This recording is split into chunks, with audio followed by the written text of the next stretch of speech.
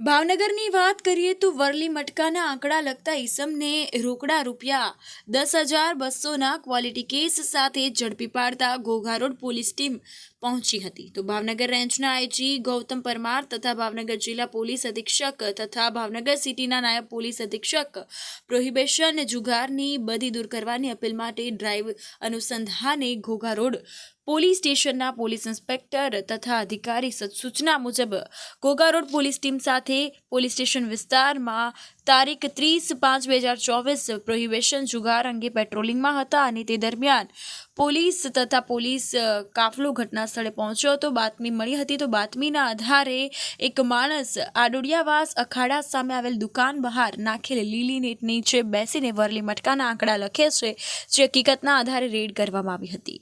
તો તહમતદાર વરલી મટકાના આંકડા લખેલ ચિઠ્ઠીનો તથા બ્લુ પેન તથા રોકડા રૂપિયા 10,200 તથા મોબાઈલ 1 નંગ મળી આવ્યો છે, જેની કિંમત 10,700 છે। તો આમ જુગાર ધારા કલમ નંબર 12 મુજબ અટકાયત કરી છે અને આગળની તપાસ અને કાયદેસરની કાર્યવાહી હાથ ધરી છે।